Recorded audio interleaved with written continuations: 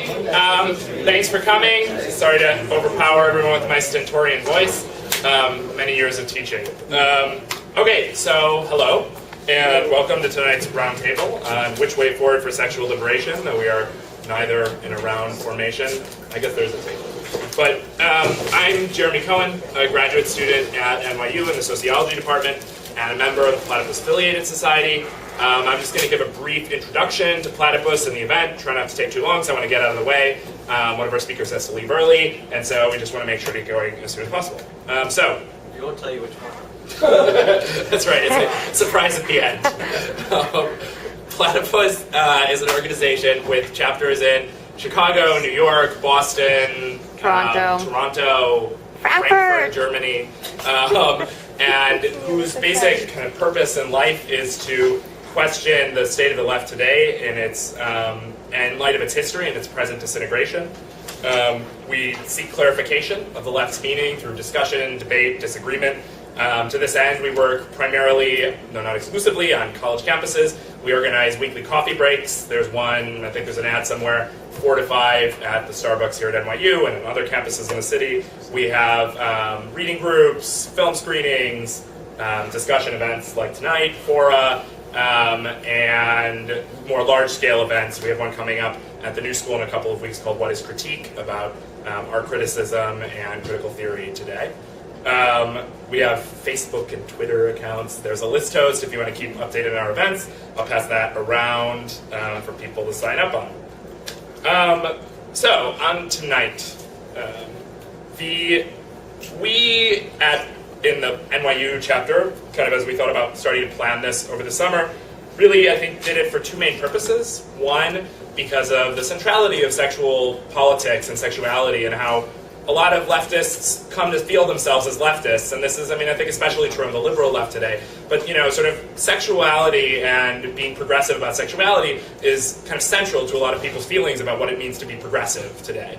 And so that in itself, I think, is interesting to interrogate, and why that is, what that means for leftism and for sexual politics.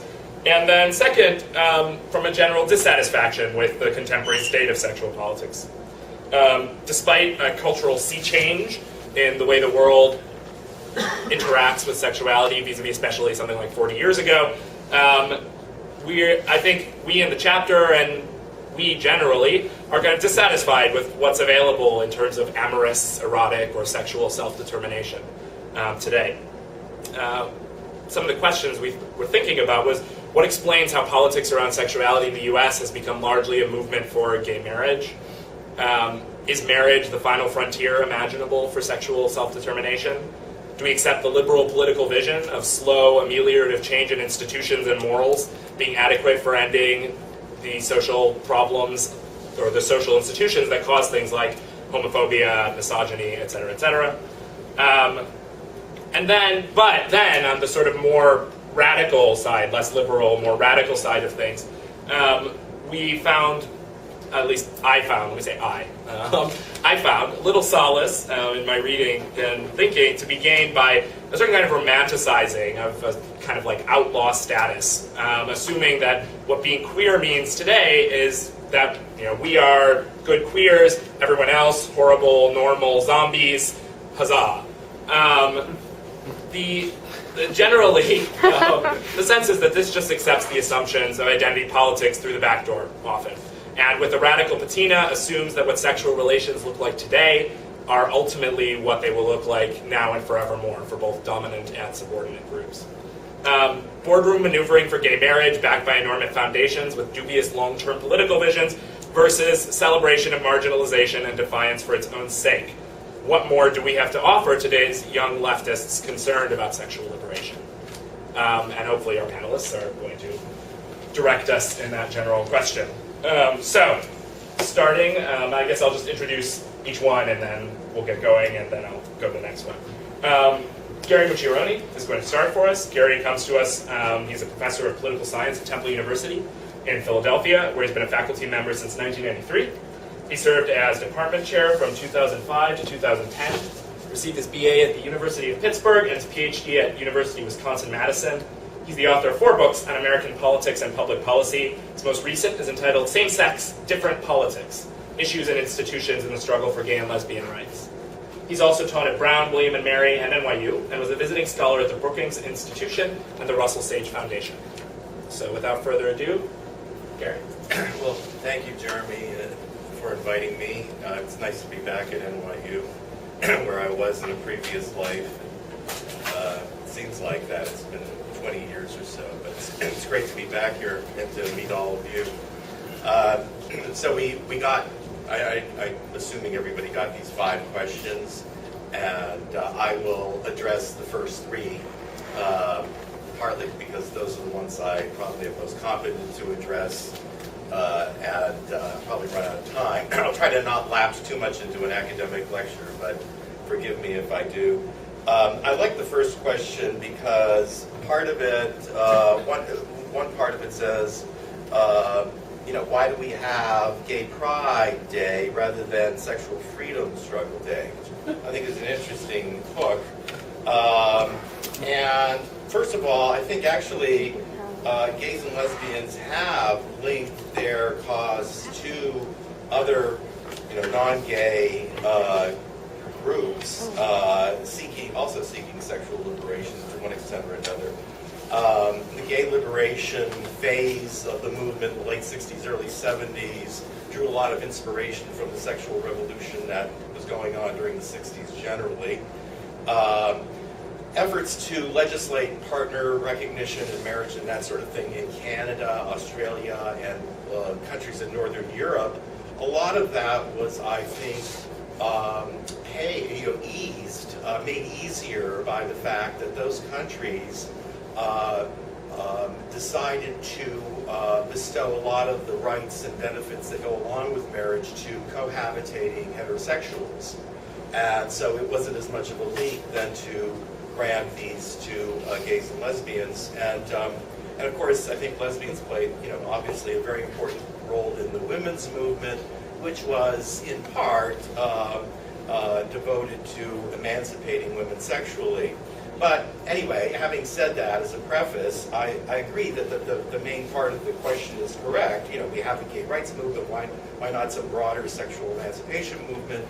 And why? Well, gays and lesbians obviously have a community and a shared set of experiences, including being targeted by discriminatory laws. And they naturally see themselves as having more in common politically with each other than with other people, most of whom are seen as part of a heterosexual majority that has oppressed them for centuries. From the gay and lesbian point of view, it's understandable why they're not really marching under a broader umbrella. But what about the people who are not gay or not queer or whatever they call themselves? Why don't they reach out to gays and lesbians or begin a broader kind of movement? I think the problem there is that they don't really identify, they don't have an identity really as such. And if they do, have grievances in the area of sexual emancipation, I think they deal with it outside of politics because sex is private for the most part. You can be subversive sexually without being political. Which brings me to the next point, which is that gay rights is not just about sex.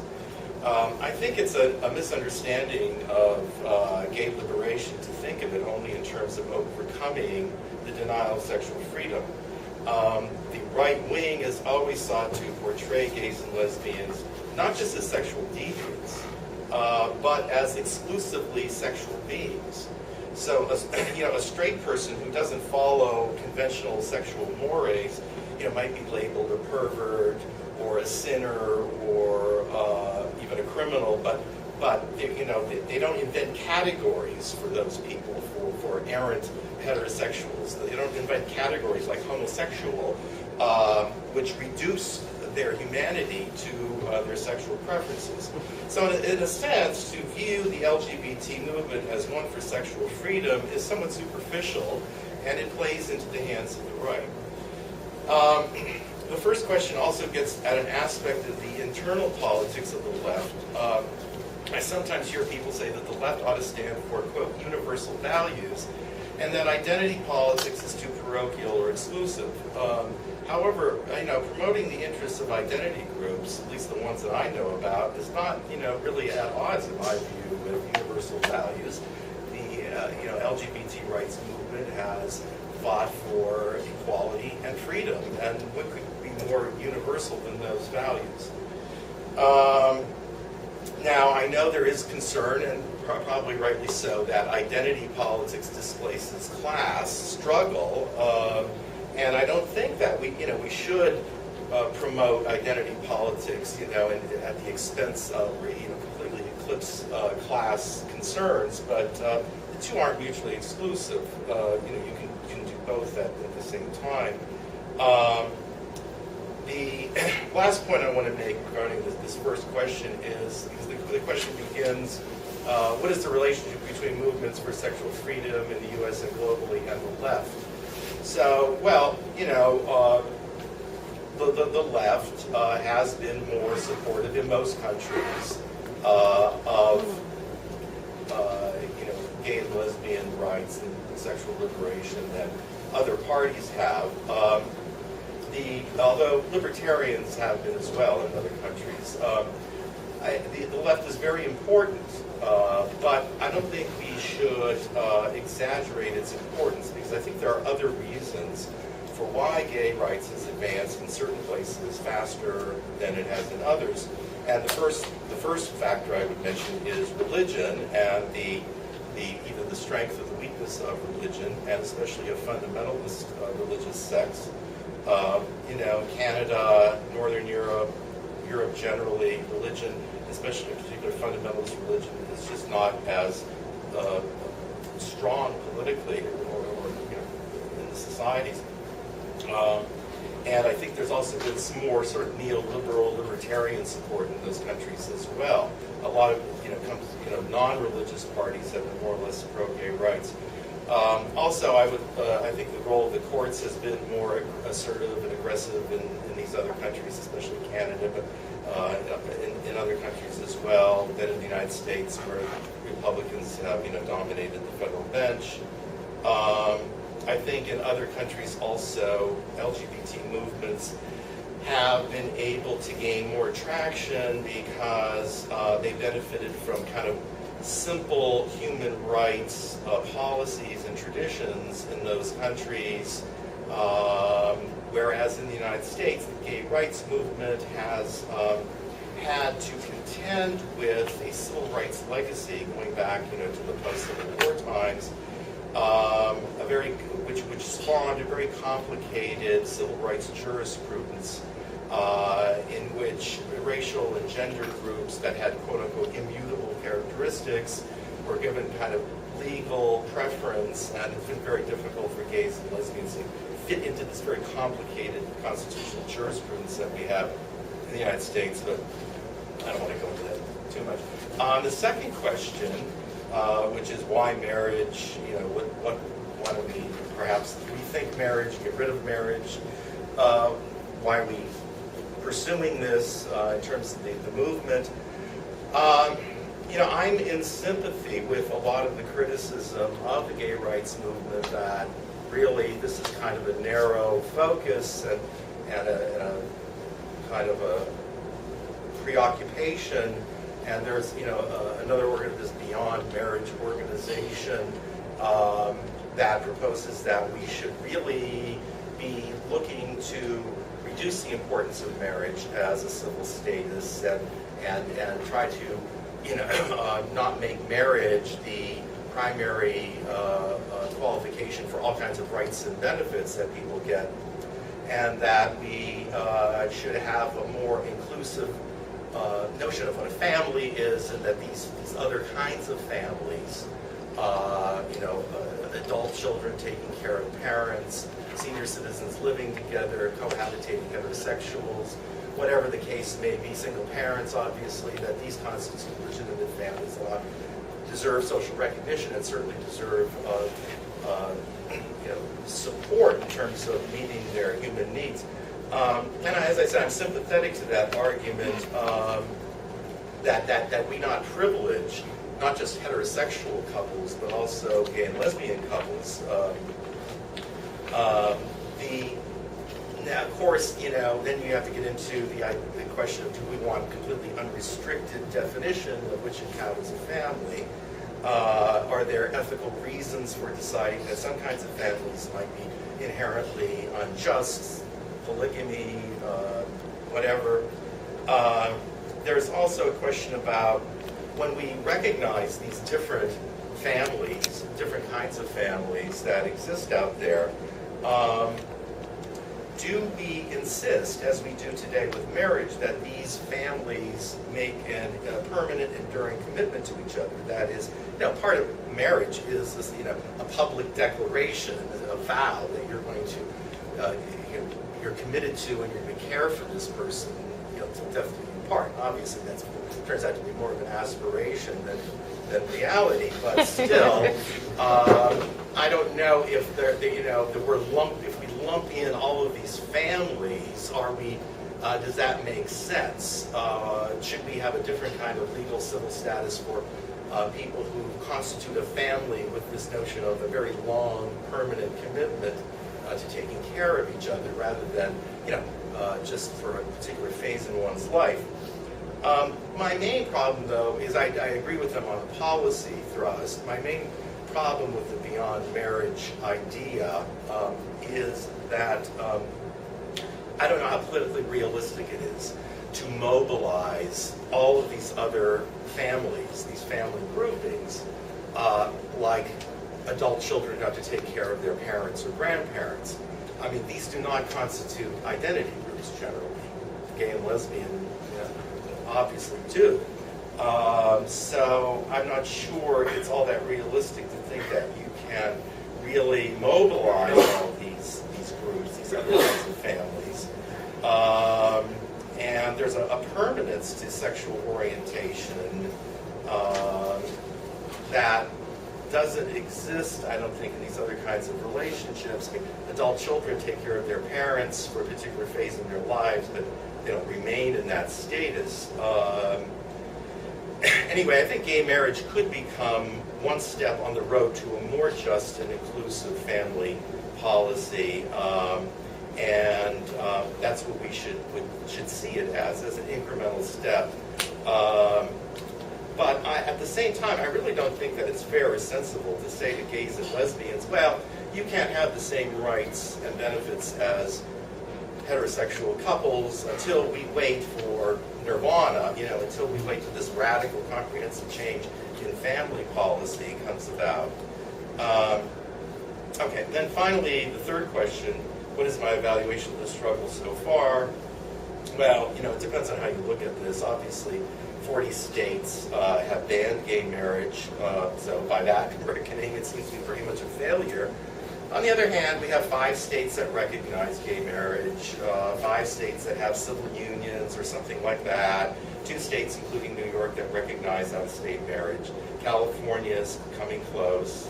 There are 10 countries around the world that have recognized same-sex marriage. About 8 others have civil unions. No one would have ever expected this 30 years ago. If you told me in 1970 that we would have gay marriage before we decriminalized marijuana, I'd say, that's just crazy. Anyway, the main limits, of course, in the United States are the religious right and the strength of fundamentalism. Although capitalism does figure in importantly, I think because in the United States capitalism is so hegemonic, it creates a highly mobile society and a highly atomized society in which there's more concern about social disintegration, and so a lot of people perceive gay rights as one of these threats to social integration. But anyway, the religious right is the real culprit. I think on the whole, the courts have played a constructive role in getting the issue on the agenda and forcing action. There's a lot of discussion about, you should have not gone through the courts. This has created this horrible backlash. Yes, it's true, it's created a horrible backlash, but if the courts had stayed on the sidelines, I'm pretty convinced that little or nothing would have been accomplished. Ideally, things could proceed the way they did in Connecticut. In Connecticut, the courts stayed in the background, and you had this kind of democratic grassroots process where gays and lesbians, went out and talked to their fellow citizens and said, this is not threatening, and it makes sense, it's fair, it's just, and you had that kind of ideal democratic pluralist kind of process. But in most states, that just didn't happen, and it's not going to happen. And so the courts play really an indispensable role, I think. And the courts have, a lot of people say, well, the courts don't work because the courts are conservative and they wait for public opinion to catch up. Well, yeah, but not always. I mean, in the case of sodomy laws, the majority of the states that repealed sodomy laws were through the courts. And public opinion was divided when Lawrence versus Texas was debated. Okay, I'll finish up right now. Anyway, the courts have been actually, and public opinion is not that far behind, especially for people under 50. It's not that big of a horrible leap for the court to declare same-sex marriage constitutional.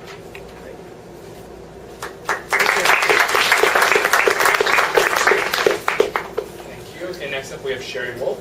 Sherry Wolf's the author of the 2009 book, Sexuality and Socialism, of which there are copies outside, and an associate editor of the International Socialist Review. She was on the executive committee of the National Equality March, October 11th, 2009, and has written for publications including The Nation, Amarazine, Counterpunch, Dissident Voice, and Socialist Worker, and speaks frequently across the country on the struggle for LGBT liberation, as well as a wide range of social and economic justice issues.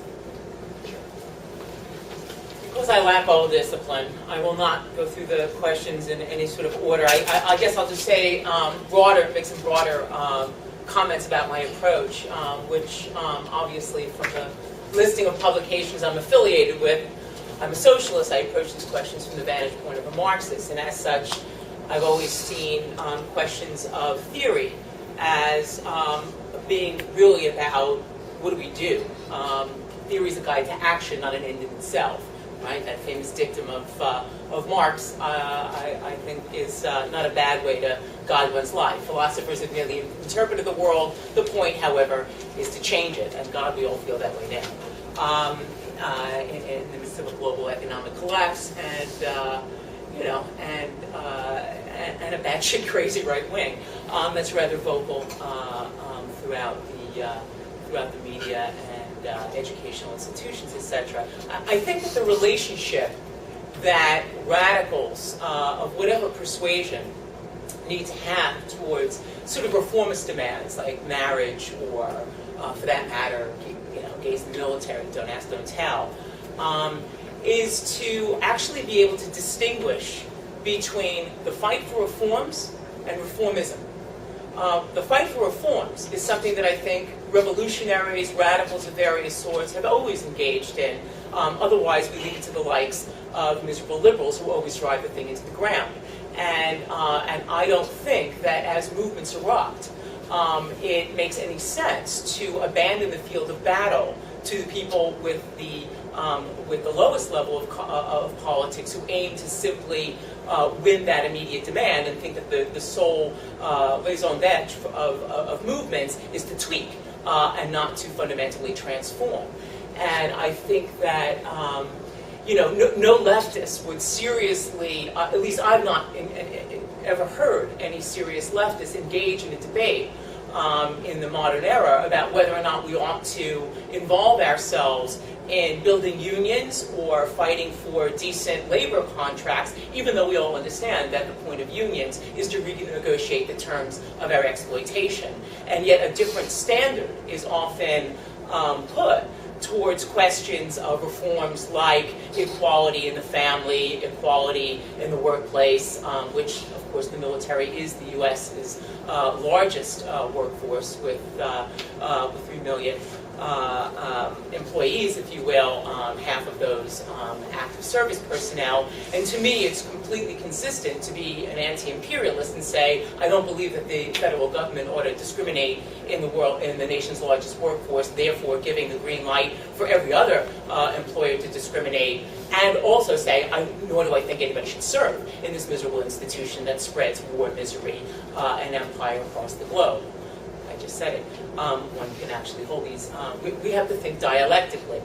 There are inbuilt contradictions in all sorts of things that we fight for as revolutionaries, and I think that we need to be able to engage with others as they move left, which surely is something that we saw over the last couple of years, although now we are clearly in a moment in which this movement is certainly on the ebb, and you see the rise of the more sort of tepid, conservative, gay ink sorts, who, for example, were utterly uncritical. In fact, they weren't just uncritical, they actually applauded adding, the repeal of Don't Ask, Don't Tell in a military funding bill, which to me is absolutely nothing that the left should ever have a hand in. And to me, it is not acceptable. And among people who aim to build the broadest level of solidarity among ordinary people internationally, whether they are lesbian, gay, bisexual, transgender, of whatever nationality, of whatever origin, to say that we are willing to gain certain marginal rights or even grandiose rights over the backs of our Iraqi and Afghan brothers and sisters. This is a total non-starter so far as I'm concerned for people who are internationalists and who are radicals to their core. So in the broad sense, that's how I look at that question, and I think that, of course, I think that the dominant forces do unnecessarily narrow the question to exclusively those issues, Don't Ask, Don't Tell, and DOMA, whereas actually what you saw with the involvement of leftism, with the involvement of people who are working class, multiracial, that was who personed the 200,000 plus National Equality March, you do see involvement in the immigrant rights movement, and thus the participation, really, for the first time, in these mass demonstrations on May Days and what have you, certainly in cities of Chicago, where I was living up until recently, of huge, contingents of LGBT folks, as well as, you see with the historic sit-in and factory occupation at the Republic Windows and Doors factory on the south side of Chicago, a largely immigrant workforce, largely Latino, with a smattering of black workers who came over and solidarized with the LGBT movement. This is something of historic importance that ought to be noted by our side, and gives concrete example of how you can develop a real solidarity on the ground in the course, and that people can break from, they may start in a place of talking about marriage equality, and after all, what kicked the thing off was the Prop 8 thing in California, and then have people, as we saw even just this past June, after the flotilla massacre in Gaza, LGBT contingents protesting the apartheid Israel actions towards humanitarian activists bringing aid to Gaza. These are real struggles. If the left doesn't get involved in it, we abandon the field of battle, in my opinion, to people with politics that are far to the right, and they will drag them.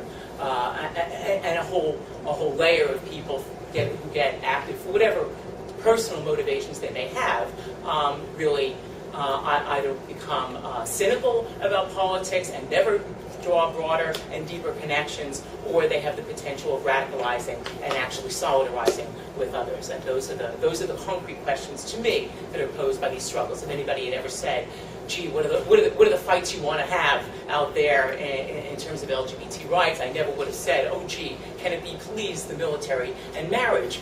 That's an absurdity. But we on the left are accustomed to not having the luxury of picking our battles. They hit us as they will, and you either involve yourself or you don't.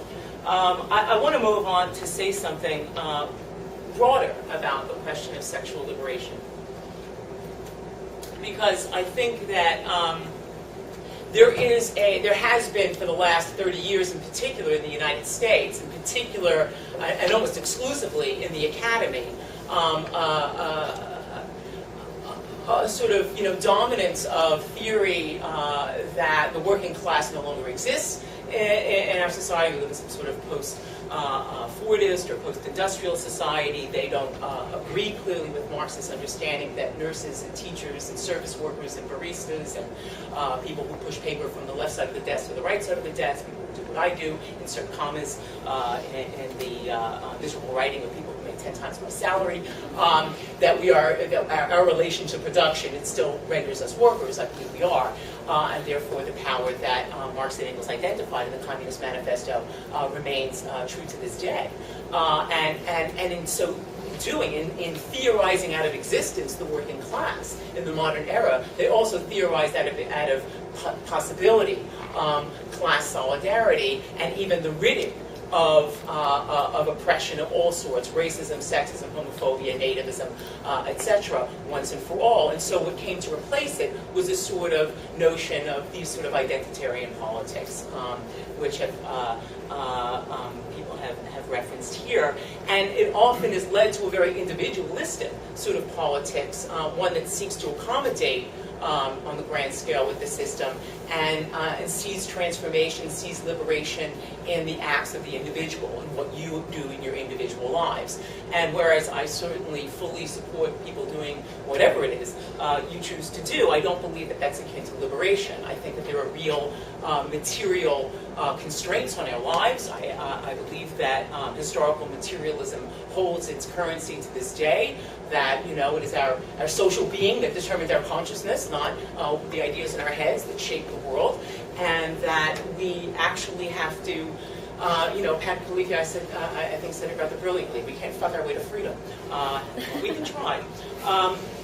But you can't, it's not simply about what we as individuals choose to do with our lives, that the fact that we have to get up in the morning, you know, and, you know, prepare lunch or get the kids off to school or, you know, get your ass off to a job or go find a job, more likely, you know, or sit in a horrific commute and then spend 8 or 10 or 12 hours doing some sort of soul-sucking labor, again, if you're fortunate, and then worry about whether or not you can afford health care, child care, you know, anything, and then reverse the process on your way home. These are not ingredients for the most sexually liberatory experiences in our day-to-day lives. They are, however, ingredients for exhaustion.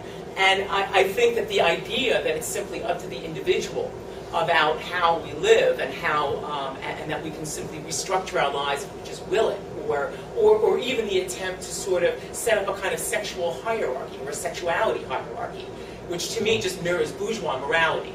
You know, they say the missionary position is best, and we say fist fucking, and, you know, somehow this is supposed to be a challenge to the status quo. I think that I think we have to go back to the roots of people like Wilhelm Reich, like Alexandra Kollontai, who wrote in the early part of the 20th century, who insisted on the necessity and the interconnection between the transformation, the material conditions of our lives in order to really truly liberate our sexualities. Because it strikes me that, of course, it's not just LGBT people who are oppressed, or for that matter, repressed, in a society in which the average amount of time most couples spend having sex is somewhere around 6 minutes, which is horrifying. It also means that those women are not having orgasms. That we all have a fight for sexual liberation on our hands that is not going to be undergone or certainly won without the transformation of the conditions in which we work and we live. And so to me, it is impossible to extricate the struggle for sexual liberation from the larger material struggles against austerity measures that are ratcheting up and coming down and already at us from the states, obviously the racism, the Islamophobia, and all the noxious crap that goes with that in order for the ruling class to attempt to have its way with the rest of us, that our fights and our demands for immediate rights in the here and now, and even including the demand to have leisure time and time to explore ourselves and our bodies and even raise questions in forums like this around sexuality and sexual liberation cannot be disconnected. So I'll really leave it there. I think that we are in a sort of funky moment right now. I mean, let's be blunt, because we lie to them, we shouldn't lie to each other. I think that what is being described as a sort of rightward shift in the United States is really, in my opinion, a politically volatile moment in which what we really are witnessing is a political polarization. And their side, obviously, is mobilizing its base. Our side is at this point not as well organized, let's face it, and has quite a bit of work to do. But nonetheless, the human material exists for that. You know, I mean, if I dare mention something about the elections here, I mean, I don't vote. I'm not now, nor have I ever been a member of the Democratic Party.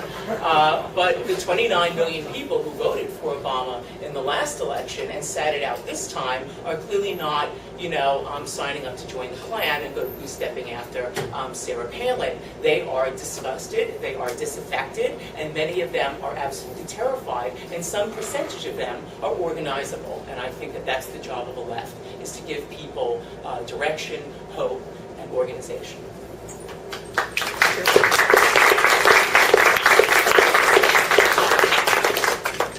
Thank you, Sherry. Kenyon Farrow just edited a very long bio that he sent me. Now we have a much shorter bio. So Kenyon Farrow has been working as an organizer, communications strategist, and writer on issues at the intersection of HIV/AIDS, prison, and homophobia. He's the executive director of Queers for Economic Justice, an organization that does community organizing, leadership development, research, and advocacy with and on issues that impact low-income and working-class LGBTQ people. As a writer, Kenyon is a regular contributor to thegrio.com, and is also the co-editor of Letters from Young Activists, Today's Rebels Speak Out, Nation Books, and the forthcoming Stand Up, The Politics of Racial Uplift. He was recently named by The Advocate magazine's 40 LGBT leaders under 40. He also blogs at kenyonfarrow.com. So I guess where I'll pick up the conversation about sexual liberation and the left, I think first it's just to kind of state the notion that I actually think that much of what constitutes the left, and understanding obviously the left has many different kind of components, right? From more progressive to obviously more radical leanings, but often I find just as in many ways just as sexually conservative as the right in many ways, and in the ways that plays out, and a certain amount of kind of policing of sexuality and sexual expression that I think happens. And I think so. I would offer that I would challenge the idea that sex, while sex itself may not happen all the time in public places, but the idea that sexuality is private, I would challenge, and I think primarily because. And this is where I think when we look at the issue of, same-sex marriage, despite how you feel about it or feel about marriages or whatever, or feel about it as a political issue, it does sort of beg the question kind of why this issue, why now, right? And not that and why the kind of money and all the kind of funding that has gone into this particular issue over others is happening right now, right? So I don't actually want to get into a debate, as one of the drafters of the Beyond Marriage Statement, into a debate about the utility of marriage itself, particularly, because that's been said and done.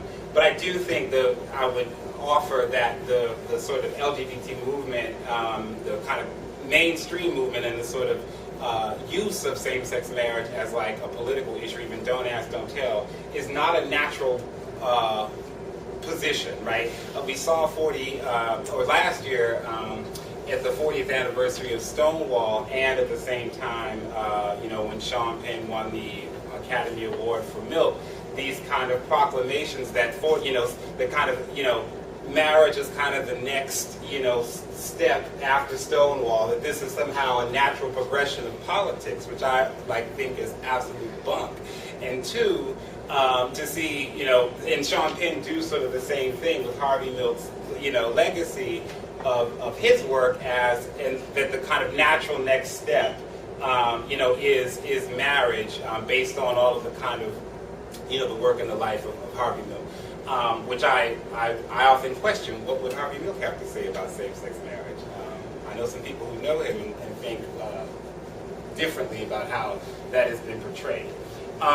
So I'll say that, and I'll say too that so the idea that I would offer, rather than sex and sexuality being kind of a private issue, while I don't think that the state nor kind of community or other people have the right to determine anybody's sort of sexual expression or sexual identity as such, and particularly when we're talking about consenting, right, adults, right? So let's just kind of, so before we get into any discussion, anything else, I'm talking about consent, right?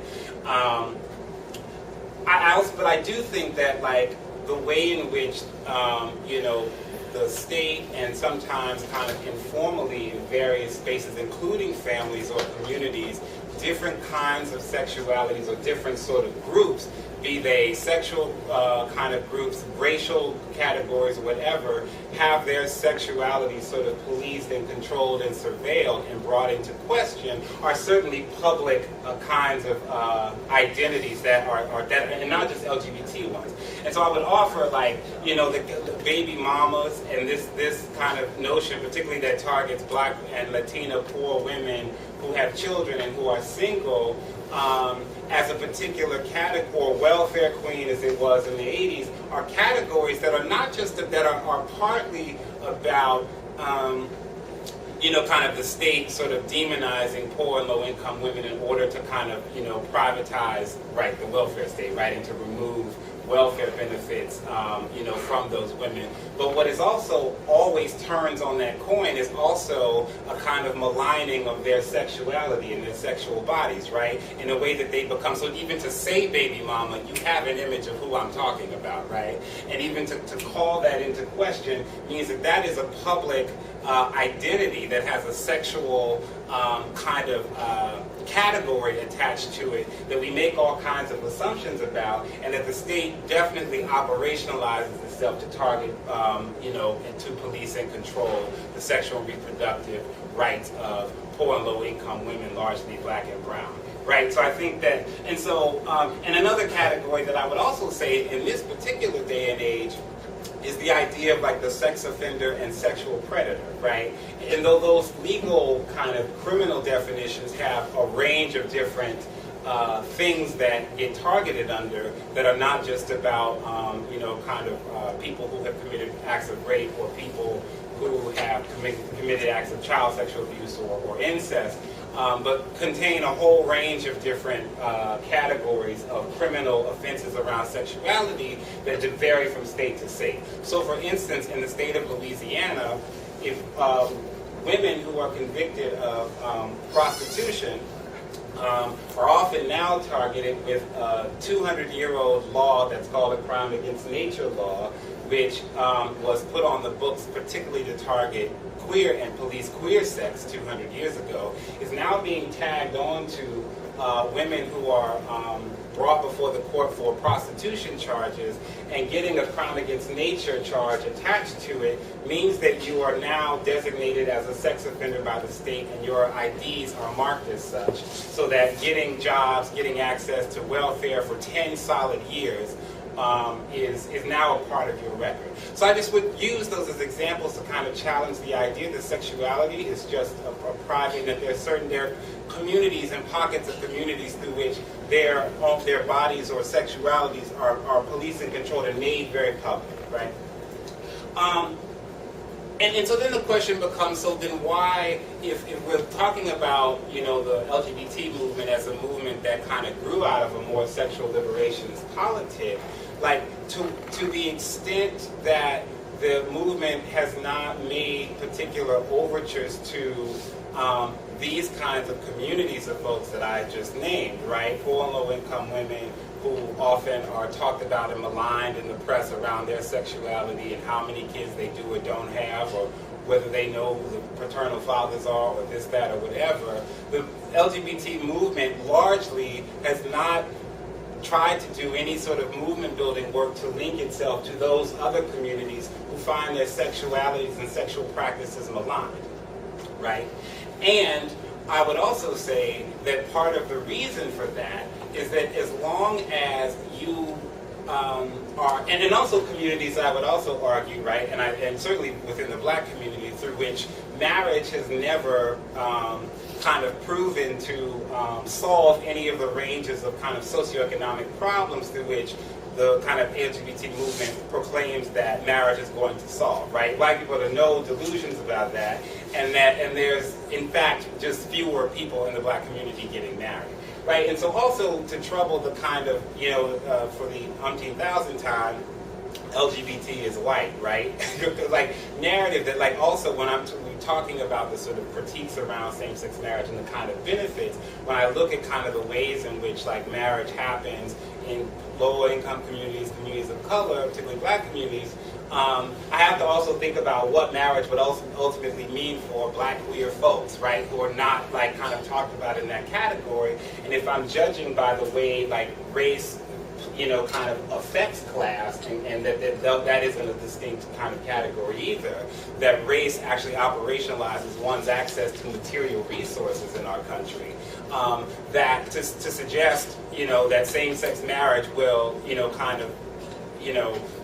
benefit, all LGBT people the same in terms of their kind of amassing of wealth through marriage is not actually going to work for black LGBT people. If I'm looking at black straight people and the high rates of uninsured, of lack of health insurance that exists, or being trapped in low-wage jobs for which health insurance is not even an option, so getting married to a partner does not mean you're going to get access to health care, or all of the other ranges of kind of arguments that are made. So I would also say to say too that the idea that other kinds of family configurations or household configurations that are not either opposite sex, quote unquote, or same sex conjugal relationships, is somehow that those families that need support in their ways to do that, I don't actually think is a particularly radical idea. I think there are other people, Nancy Polikoff's book, Beyond Straight and Gay Marriage, Valuing All Families Above the Law, is one example of a book where she actually looks at very practical ways in which we have at various points in our society, including, have had laws in place or laws in specific places that exist that actually bring that idea that is more practical than we often kind of argue. One example is in the state of Virginia, as recently as this year. I'm not sure where the legislation stands currently, but the state of Virginia was embarking on passing a +1 law around health insurance, right, for state employees. So the idea was that you could have health, if you had health insurance, if you were an employee of the state, you could give that health insurance to another person, whoever the hell that was, right? That isn't, and that is kind of used to some extent, although I would argue obviously for single payer universal health insurance, but I would say that is obviously a very practical solution to like the question of how health insurance benefits get conferred and configured through, your ability or willingness to get up in a Vera Wang on any given Sunday in June, right? So I just say that is actually not as far-fetched or impractical as we often, as it is sometimes kind of articulated. So I'll just close with, again, the idea that really wanting to push and ask the question, if we're really talking about like sexual liberation and understanding its connection to, issues of race and class and certainly gender and gender identity for that matter, that is not reflected. Though people may argue in specific protests they've been to, they've seen black people, Latinos, poor people, middle class, rich people, and that may very well all be true. But when we're really talking about where the kind of resources exist and what kinds of organizations those resources exist, what I hear as executive director of an organization that does not do marriage work, the kinds of things that I hear from LGBT funders about the validity of the work that we do, working mostly in the shelter system in New York City as a primary place of our work, and given the kind of statistics that we know about at least LGBT youth homelessness, we are in a national crisis around queer youth homelessness in this country, and that is like not even a part of a discussion, right? There are no millions of dollars rolling into states to operationalize campaigns to ensure that people have access to housing. So, so I would leave like with just those questions about the, if we're talking about sexual liberation and thinking about that from a position that actually takes seriously, race and class, that categories are kind of, there's some communities and groups of people, whether they're organized as such or not, but certainly have kind of categories and labels through which they actually don't have access to the same arguments around privacy of their bodies, privacy of their sexuality, privacy over their reproductive rights or health. And that the question of like how we got to a place where a movement could even construct an argument that same-sex marriage is somehow going to like alleviate these things, I think is a really shallow understanding of such. That's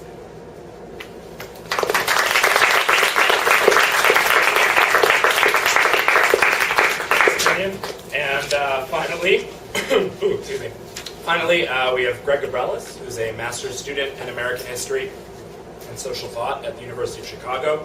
He is currently vice president of Platypus Affiliated Society, co-producer of Radical Minds, a public affairs show on WHPK 88.5 FM Chicago, and a recent columnist for the Chicago Maroon. Two opposed and seemingly irreconcilable stances claim the mantle of a radical position on gay politics. Although occasionally dressed up in class struggle language, socialist parties of all stripes remain practically indistinguishable from the agenda of mainstream liberal advocacy. Support of same-sex marriage, the extension of hate crime legislation, equal pay, and civil rights. Against this allegedly assimilationist orientation, self-described queers demand a more radical and expansive politics. Instead of lobbying for equality, for the overthrow of Donas Dontel and the legalization of same-sex marriage, queer politics aim to fight against heteronormativity, white privilege, the marriage industrial complex. From the position of the socialist left, such activism appears as counterproductive paper tigerism.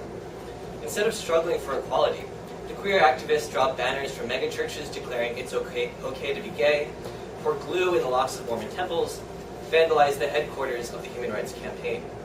To the queer activist, the equality demanded by socialist organizations amounts to accommodation and domestication. A politics beyond equality will be needed.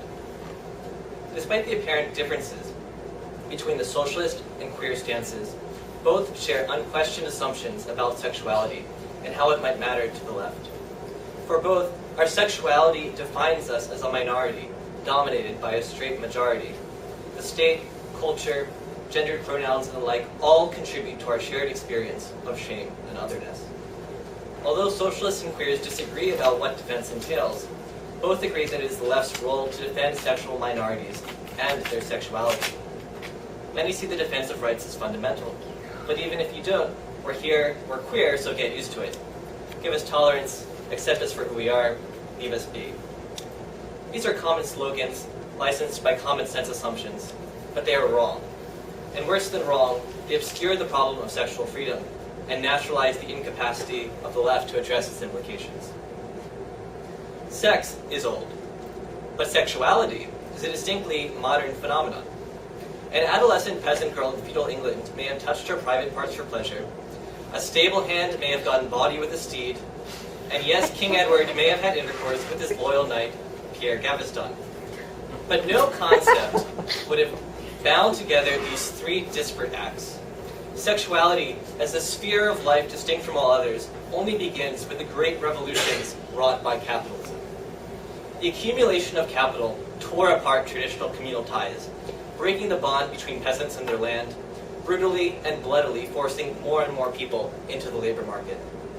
Denied access to common land, peasants fled into the cities, seeking jobs. But with the change and attendant violence came the possibility of fashioning a sexual life free from the traditional community and its rigid customs. Terrified at the force and the freedom made possible by capitalist modernity, many sought order and restraint, seeking to moralize and control the sexual disorders proliferating around them. This is no conspiracy against the masses.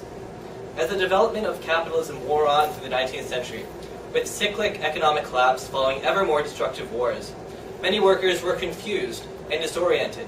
Lashing out against the alleged destroyers of the family seemed a reasonable means of restoring a better, if mythical, order of society. This was not simply a bad judgment or a case of bad attitudes. Rather, it must be understood as a misrecognized attempt to master capitalism via social control. If only the working class could keep its zippers up. The relationship between capital and sexuality goes deeper, though. Class rule before capitalism was a straightforward, sword-and-throat affair. Rulers demanded certain duties from the ruled, enforceable by violence. But under capitalism, the very abstract form of work constitutes domination. Wage laborers produce the very thing that dominates them. Since the form of our work is alienated, it is not our own. We respond by carving out wholly subjective and personal space. Sexuality, personal life, marriage. It is not simply that our workaday selves are unhappy, or that some of us dislike our jobs. There's never been, and probably never will be, a time when ordinary jobs were pleasurable. What matters is whether we make ourselves and the conditions in which we live, or whether those conditions are made for us. The uniqueness of capitalism is that the combined powers of humanity make and remake the social world with ever-increasing frequency. Science and technology demolish old truths and replace them with new ways to manipulate, transform, and develop ourselves. Capital is a process of ongoing creative destruction. We make ourselves and our world, but behind our own backs. Blindly trailblazing into the future, we look behind and to our sides, desperately seeking for the comfort and security of loved ones, to whom we can cling for the duration of the ride. Our sexuality is a way to try to organize this confusion, to bring reason and dignity into human affairs. It doesn't matter if this means faithful monogamy, with vanilla missionary-style sex about once a month, or wild orgies and fisting adventures at your local bathhouse every Monday night. What matters is its meaning, that it's ours, our pleasure, our pain, ourselves.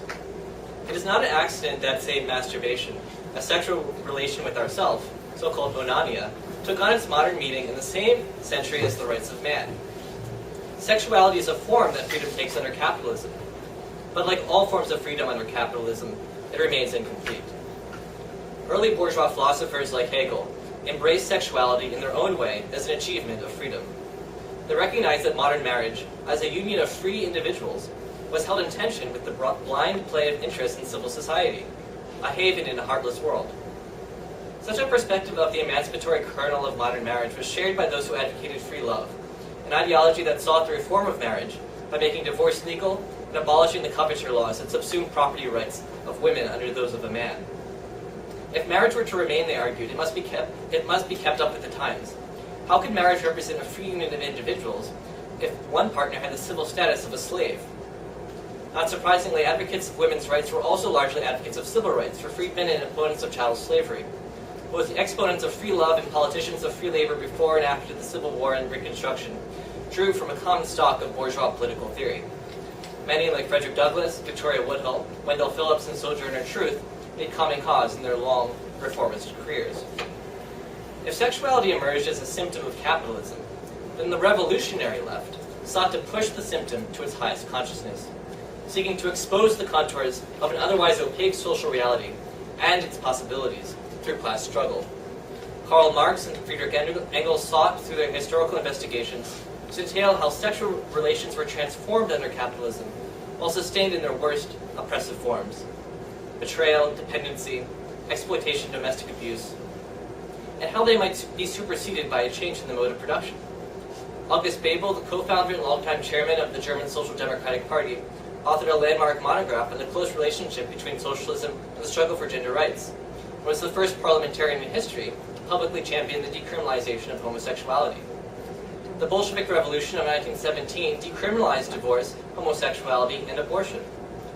Sexuality was not just one plank on the program, an issue dealt with by a multi-issue party. Sexuality and its emancipation were understood to be intrinsic to the process of revolution itself. The left exposed the bourgeois ideologists, the holdovers for free love, for not privileging gender or sexuality over something called class. No, they criticize bourgeois spokespersons for being bourgeois, for evading the tasks of freedom by prescribing more abortions for the poor rather than the abolition of the system that made them so, for exhorting impotent subjectivism in place of social transformation. Their critique wasn't moralistic, but historical. The politics of free love, the reform of marriage, and so forth had over time turned into its opposite. From a critique of the present order, looking towards the transformation of sexual relations, to apologize for their preservation and defense. This desire to cling to the past, to avoid facing an uncertain future, evinces the fear of freedom that has characterized both reform and revolution in the 20th century. But today there is no left in a position to make a revolution, let alone to realize comprehensive social reforms. Although the contradictions, what Marx called alienation, remain, they are now invisible and appear insoluble. Politics, once the vehicle to achieve self-knowledge, now just confirms us in what we already know.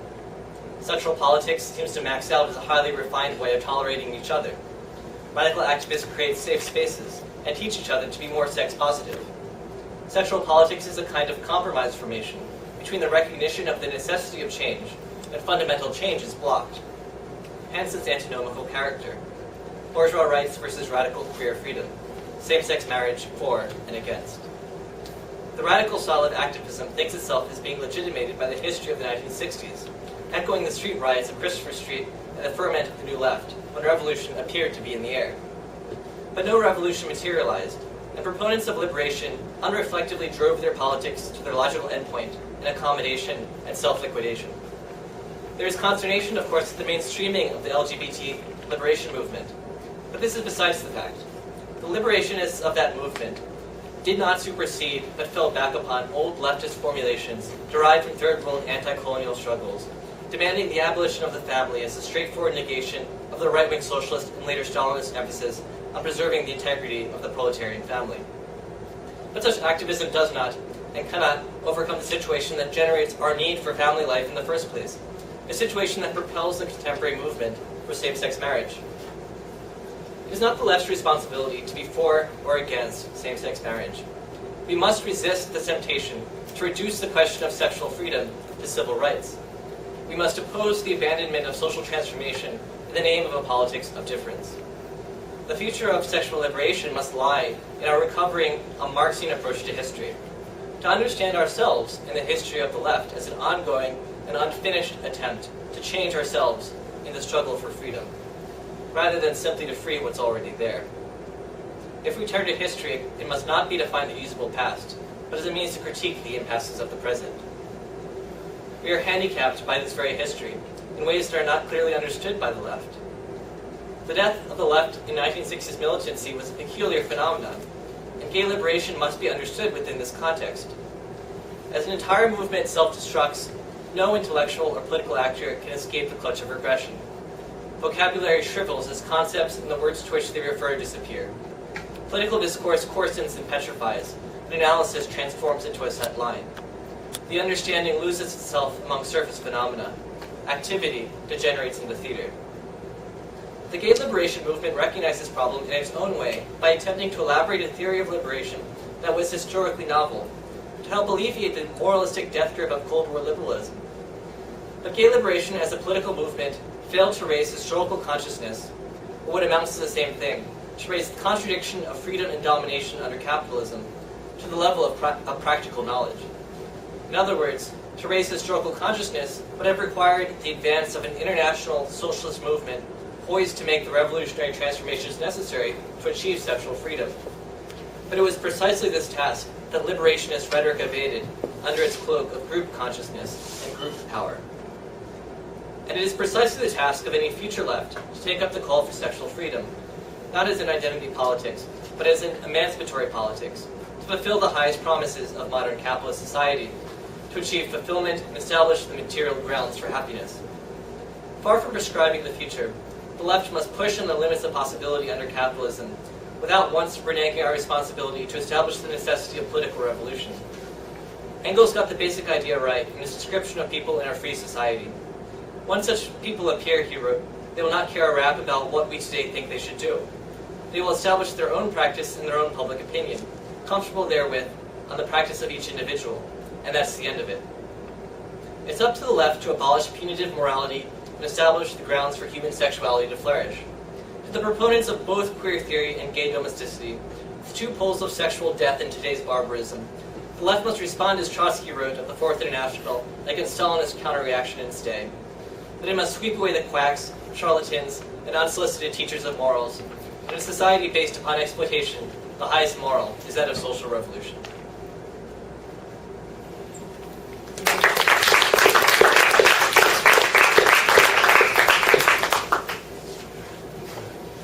All right, so we don't have a ton of time before one of our surprise guests has to leave.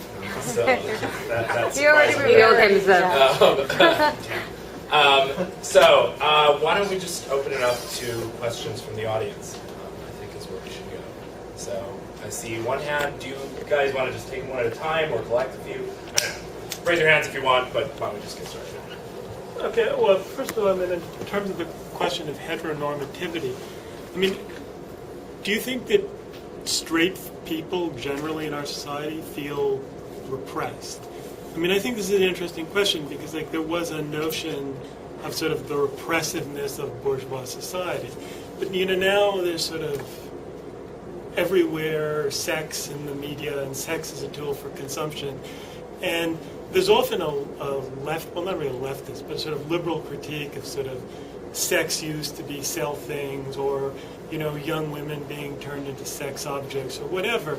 And so I guess sort of the question is, like, do you think that, for example, straight men feel particularly liberated? My sense is no, that overall in our society, straight people don't feel particularly sexually liberated, but they don't really have a way of even thinking about what that would mean.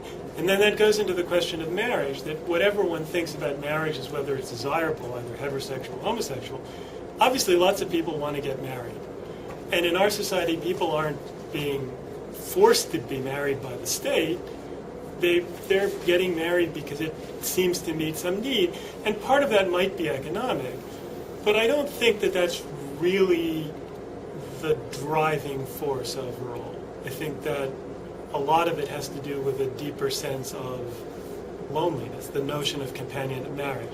And I guess sort of connected with that, I'm wondering, in terms of the general notion of sexual liberation, what do you think about the ideas of Foucault and a sort of radical critique, not necessarily radical, but sort of a critique that has been to some extent absorbed by parts of the left, that would be critical of the very notion of sexual liberation in and of itself, that would argue that sexual liberation is a delusion?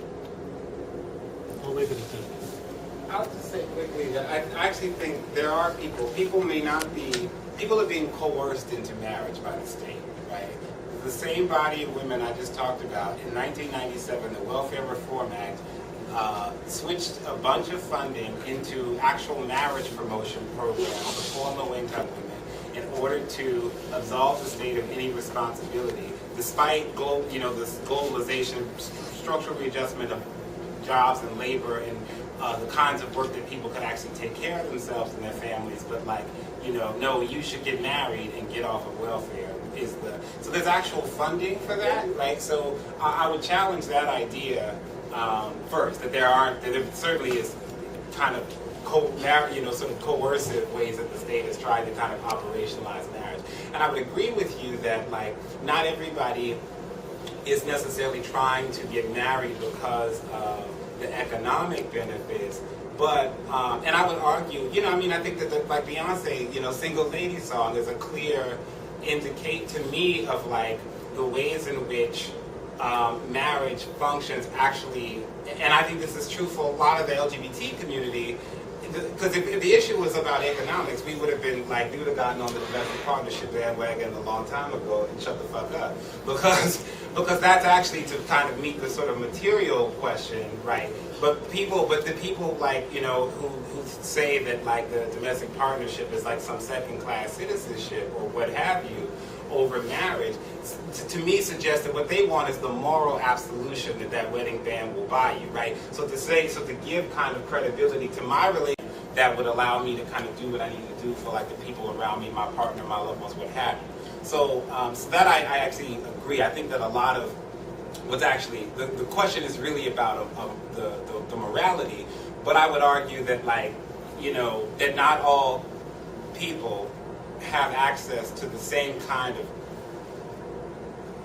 I would argue that lots of people of color don't have access to the same kinds of like claims for morality, right? Despite good Beyonce and Tyler Perry movies, our best efforts to do so, we just don't. And I actually think that a lot of that production exposes like the actual ways in which people feel like, just by virtue of their race and gender, feel like they are treated in ways or kind of depicted in ways that are immoral.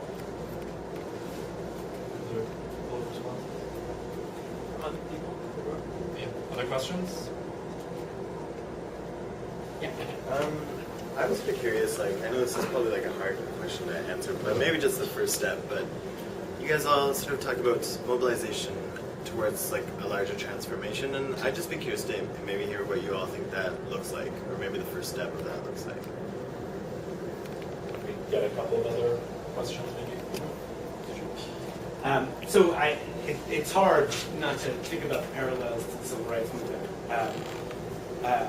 And obviously key moments in that movement involved desegregation of the armed forces in 1948, struggles around incredibly limited demands around educational integration, voting rights that did not solve problems for most black people in the South or anywhere, as it turned out, given that today we have poverty rates and unemployment rates that are, or segregation rates that are as bad as they were in the 60s. Struggles in which there was a black middle class that was incredibly elitist and dismissive towards poor and working class African Americans. Funding by rich donors who had very limited goals. I mean, we can think about the way that Richard Daley, the mayor of Chicago, was very interested in funding SCLC and Martin Luther King until that moment where he came up north and started pointing out segregation in Chicago.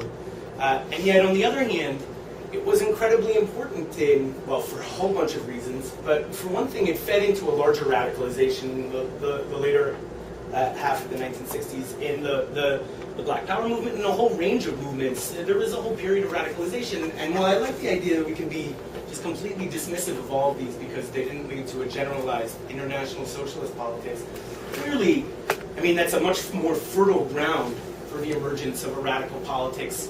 And it's an incredible step towards, it's a major step towards equality in general. And it seems to me that that point that we don't necessarily get to pick the battles that people are fighting around is a very important one. And if we want to think about larger battles, we have to think about how to take advantage of the struggles that exist right now. And just because liberals, with all of their limitations, and there's liberal money behind the struggle, and just because a given demand isn't going to solve the problems that motivate us, it concerns me to be so dismissive of those fights. It's something that I think we should avoid.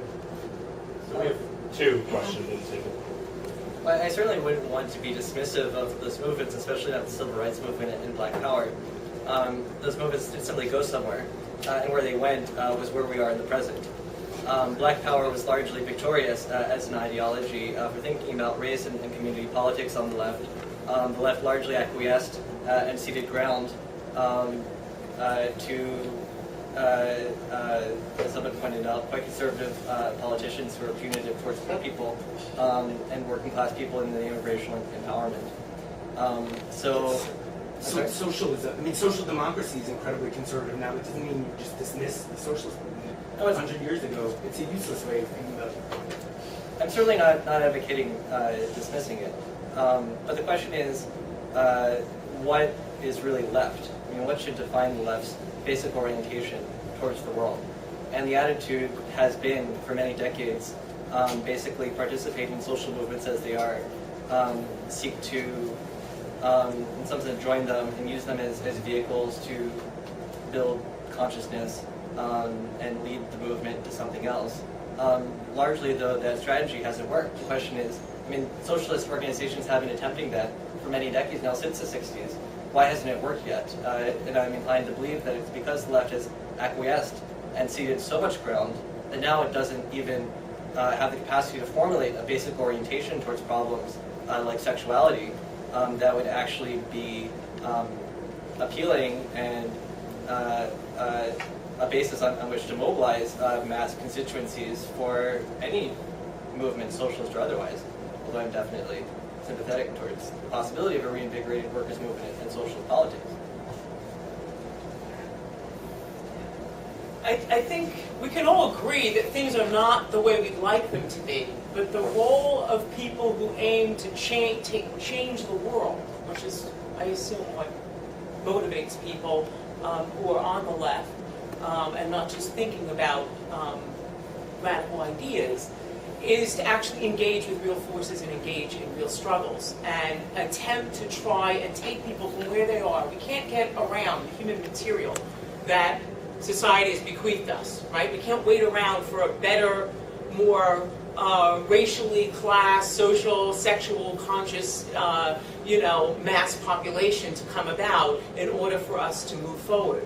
If we're going to, the folks involved in Vita Urbana, City Life in Boston, who week in and week out organize in Dorchester and Roxbury 200 folks who meet, largely black and brown, to fight evictions and foreclosures, started by their own self-interest in that many of these folks who had been sold subprime mortgages came together to meet with attorneys and what have you. It's now become a movement, a fertile movement that has actually reversed the tide in some cases of foreclosures and evictions and put a moratorium. The folks in Chicago, many of whom are leftists, many of whom were organized socialists, some of whom were comrades of mine, involved themselves in use that as a model and, reverse the tide of evictions and actually have won just in the last week a moratorium on the evictions by the sheriff in Chicago through using this kind of model.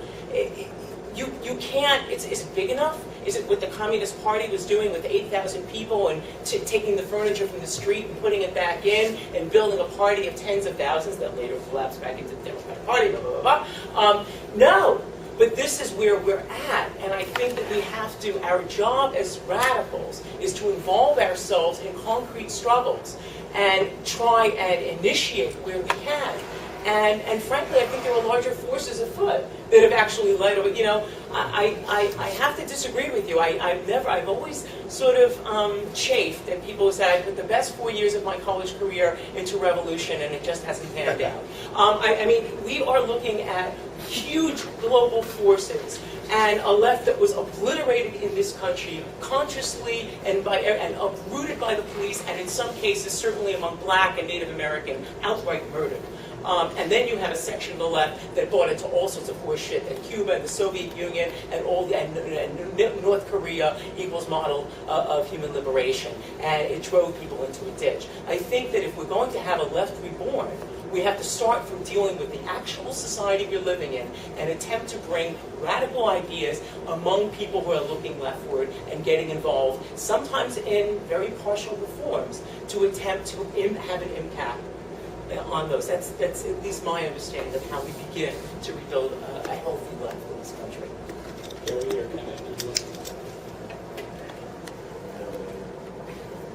I think what Sherry says seems to make sense to me.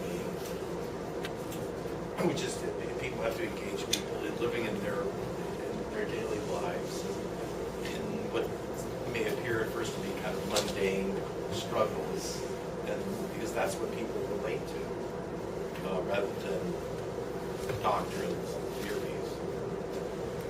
Right, but I think too that but I think you can do both, right? It's like not everybody, say in my just biological family, for instance, like who are actually really cool on queer shit, right? Like they're like bomb, but they don't understand my like kind of anti-marriage. They're like, we have conversations about it, and I don't just. Like, to me, I don't distinguish also being involved in kind of organizing work with, in the shelters as we do or whatever.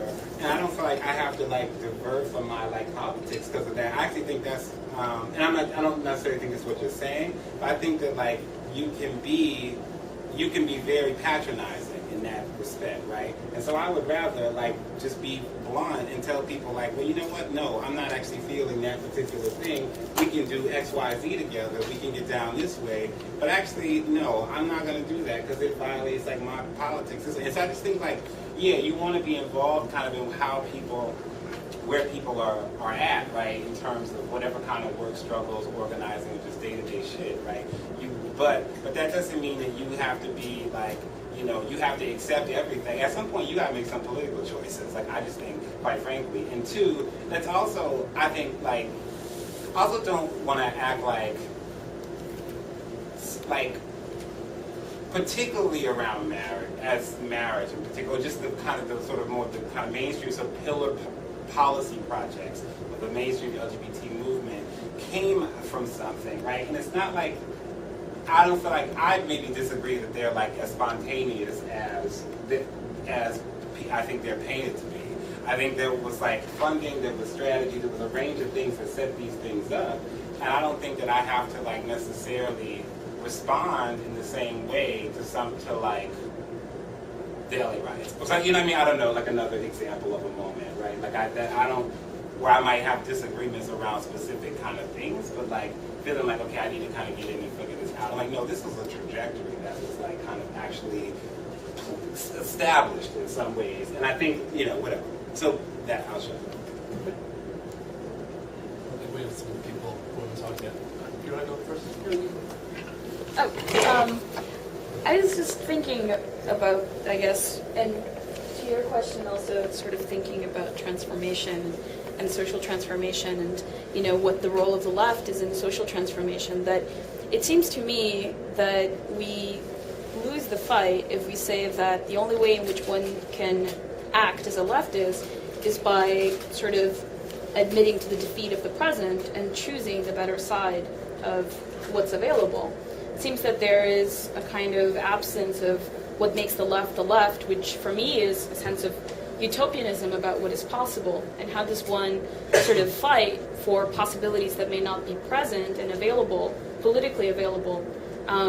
You know, I think that, Sherry, you put it in terms of like, we have to sort of understand the context in which the battlefield is being had.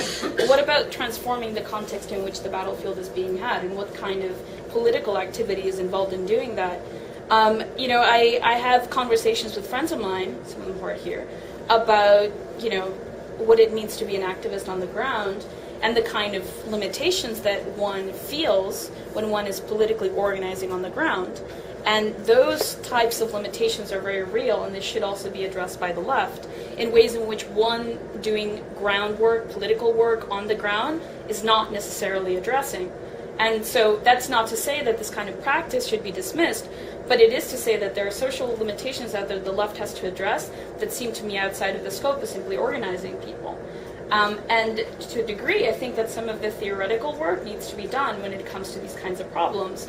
And the question, I guess, for us is, what does that entail? You know, what does that mean to do meaningful theoretical work that affects the context in which the left is trying to fight for any kind of future?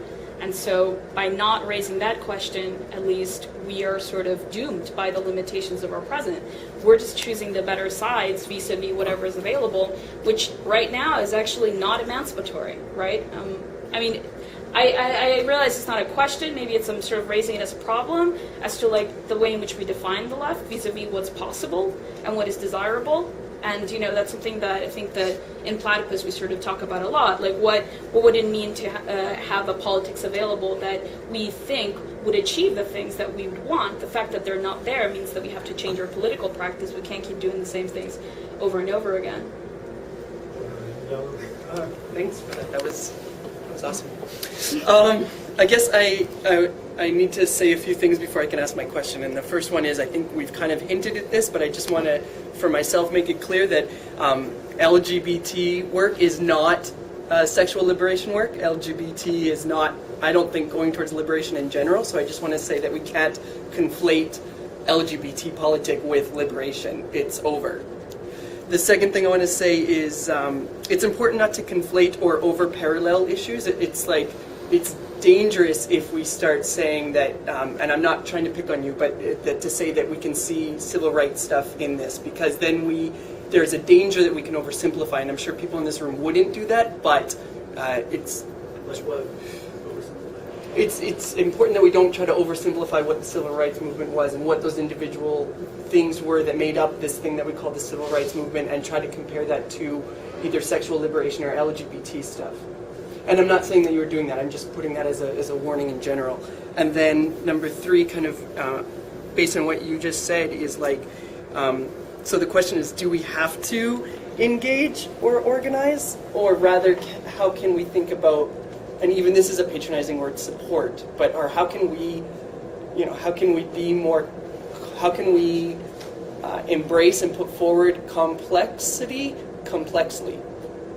So, and then last but not least, to answer the question, which way forward for sexual liberation, the answer is sex. Like, I love everyone in this room, but we need to talk about sex. We need to talk about cocks. We need to talk about vaginas and anuses, and not just saying fisting, but we need to talk about it. So, I guess to the panelists, because you're esteemed, I'm going to put you on the spot.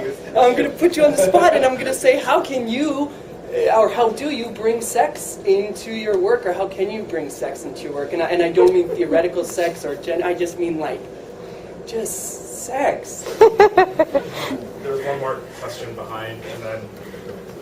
Just a comment on that. I just think that, I mean, if you talk about any of the number of gay bashings that have happened in the past few months, where people have actually been physical with one another on the streets, and then the consequences to that, I think sex isn't necessarily an option to be talking about, and I actually think that in a large part, actually has to be a broader struggle for fighting for social change. In my opinion, it's like, wherever that starts, we should be on board.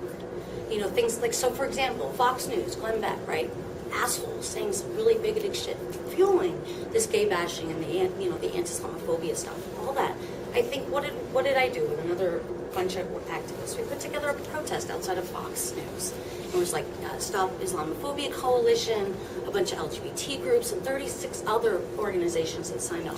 In a week, 200 people showed up because they were responding to the anger and frustration about all this awful stuff that's been happening. Not only that, but they were making connections. It was like the struggle against, gay bashing is connected to the cab driver who was Muslim and driving one night, and some bigoted asshole tries to stab him from the back, and we're making those connections. Sure, 200 people showed up. Could there have been more? Yes.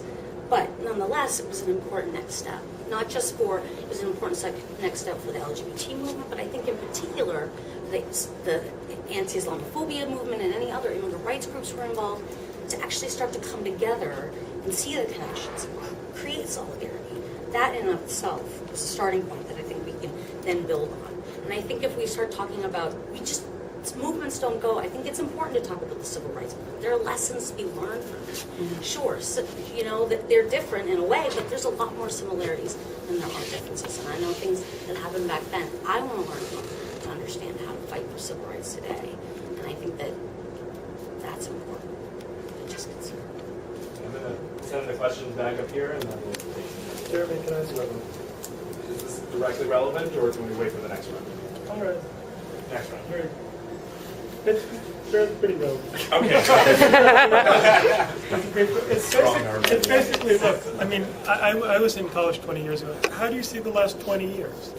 Like, do you see it as any progress, or do you see it as basically a period of defeat or stasis? How do you see it, both in terms of sexual issues and in terms of generally the left? Lots of stuff on the table.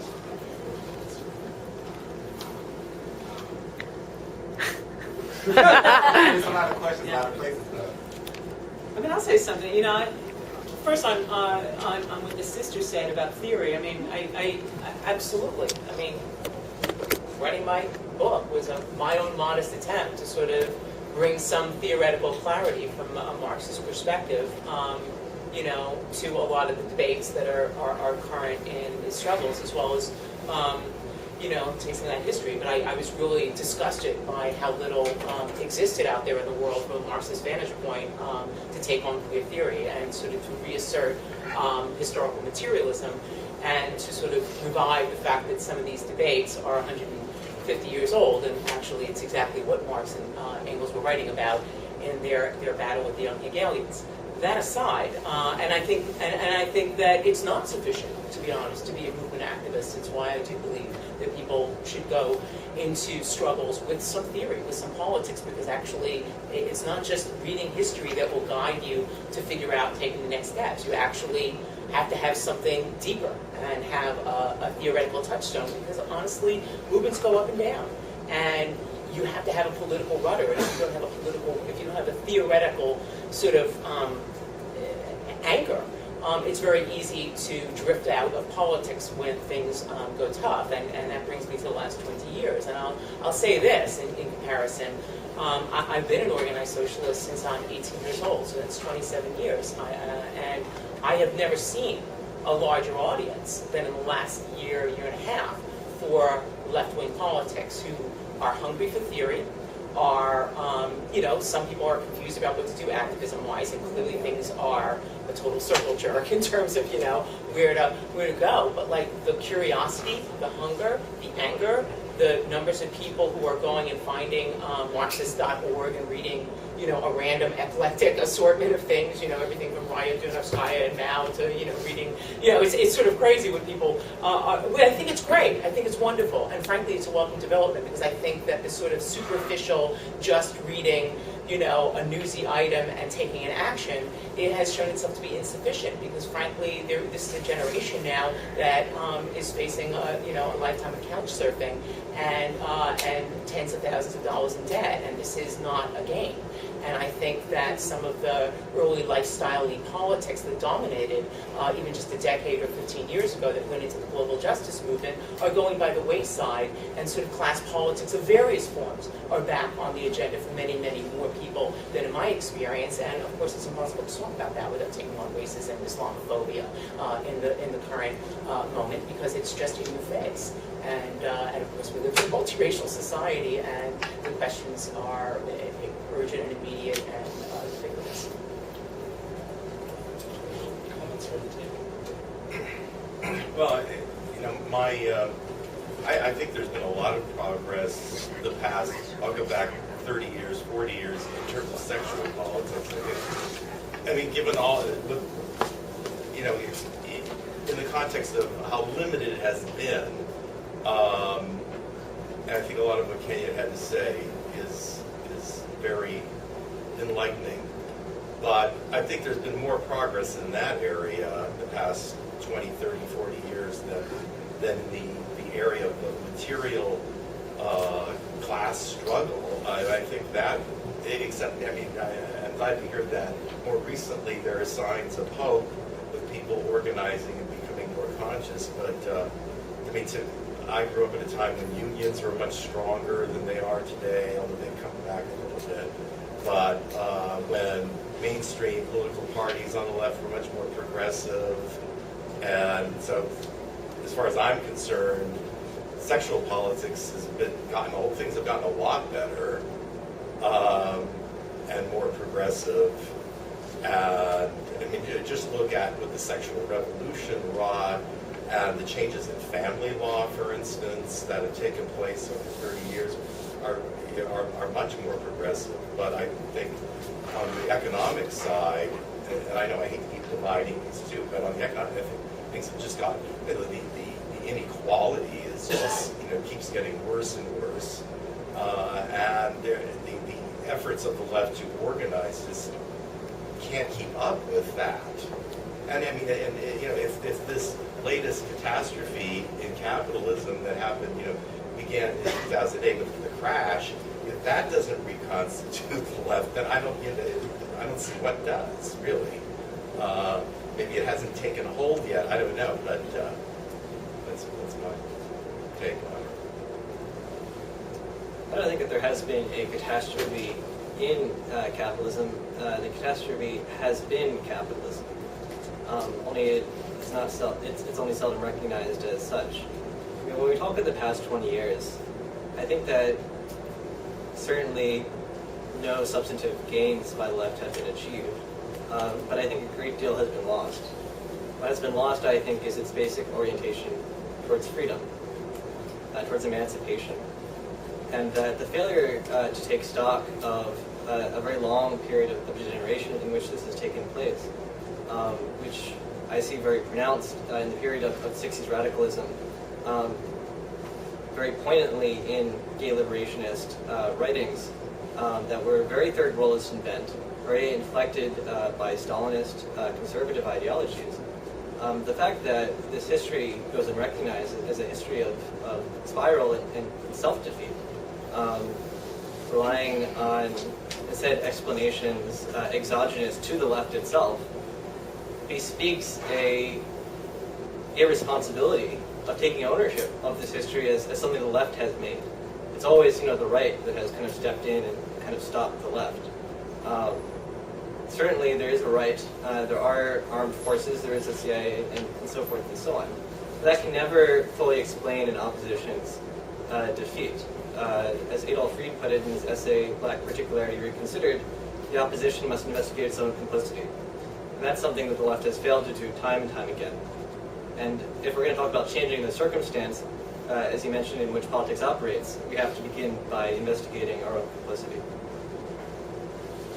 I really want to take your question about sex seriously, and want to. And I don't say that I'm not taking it seriously, but I think that it's not being talked about. And I want to kind of engage.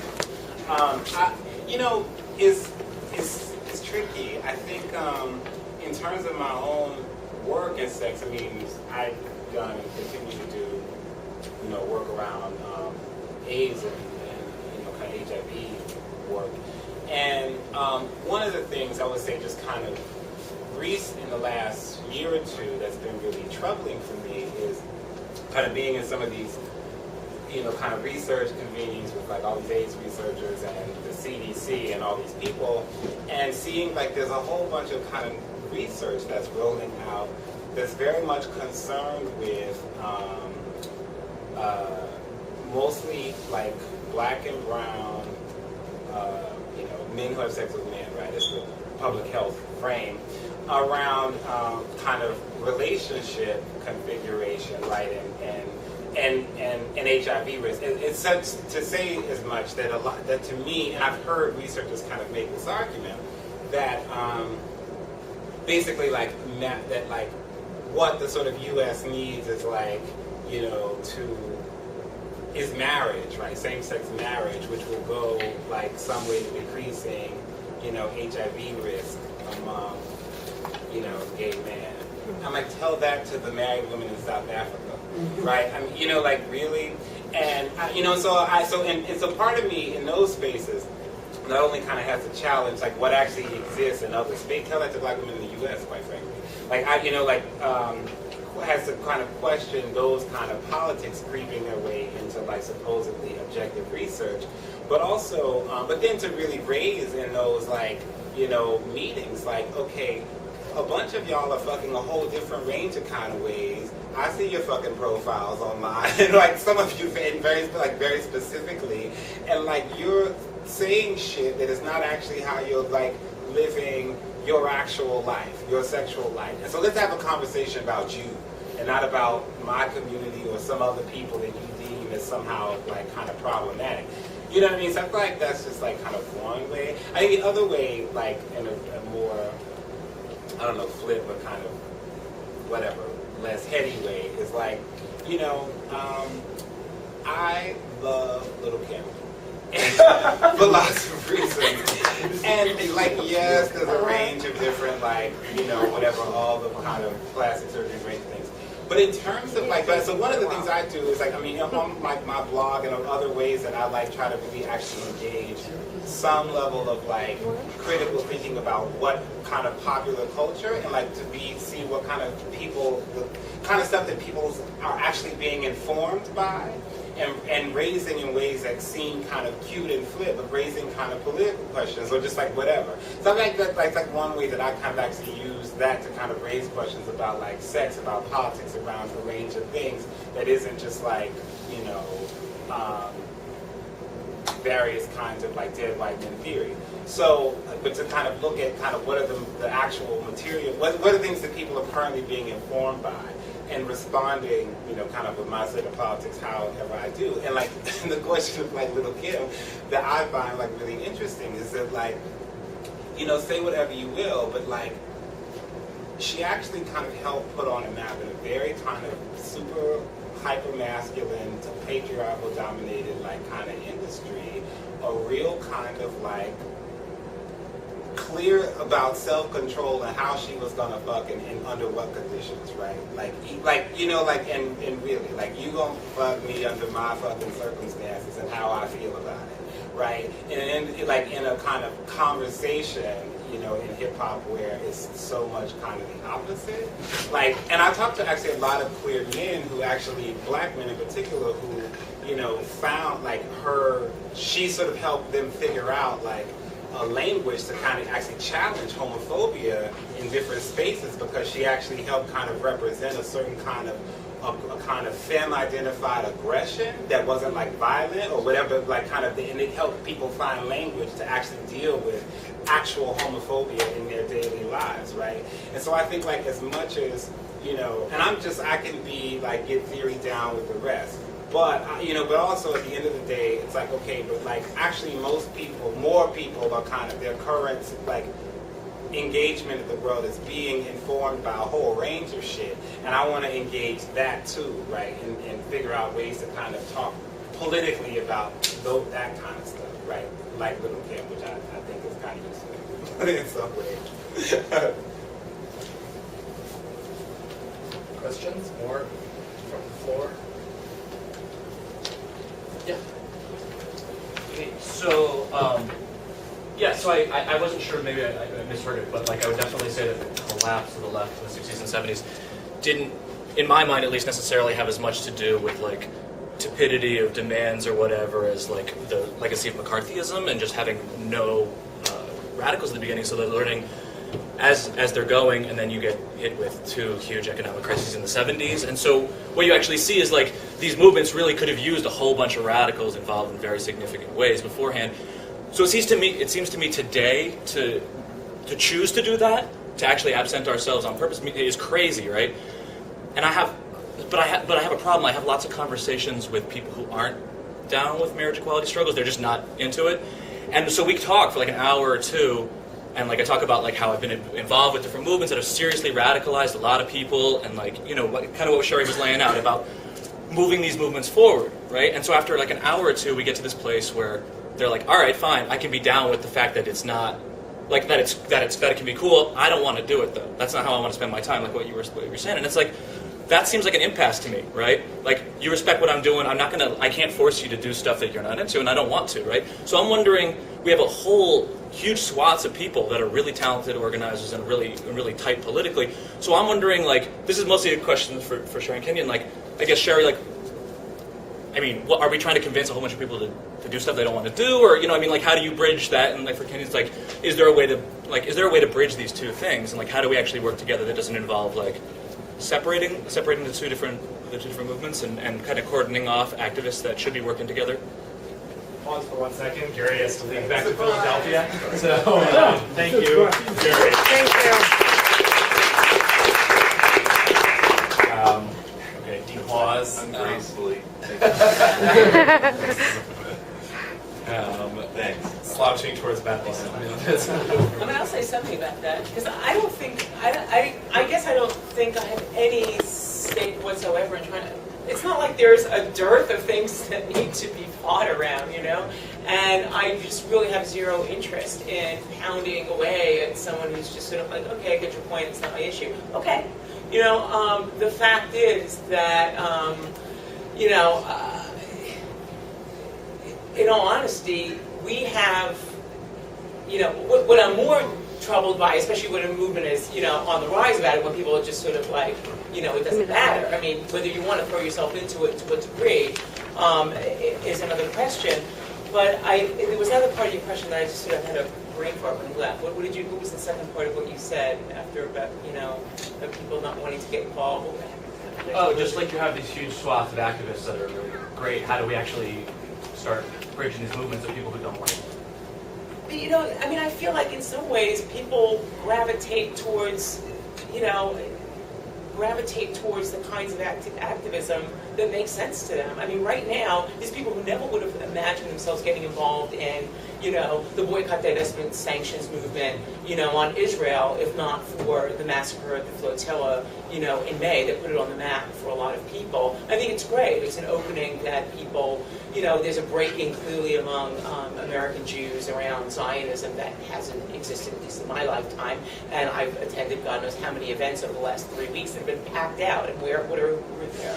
Arabs and Jews, you know, building this movement. I think it's great. And if people who are involved in that are are encountering people with broader sets of politics on the left, socialists and others, they're going to inevitably, come in contact with, what you were even just describing before, the fact that Muslim activists are now, side by side with LGBT activists outside of Fox News. When has that ever happened? Never. That is a step forward. But I don't think we should just talk about unity as if there's something magical about people coming out of the streets simultaneously with each other. It has to be theorized. It has to be politicized. The fact is that, there is racism and Islamophobia among sections of the LGBT movement, certainly, and probably certainly the dominant wings of it. And there certainly is homophobia within huge swaths of the, among many, certainly the most religious folks leading the mosque. And that's not something that, it's not going to just be overcome. We can't just all get together and sing Kumbaya and say we stood out on a street corner one day together and therefore all these things are resolved.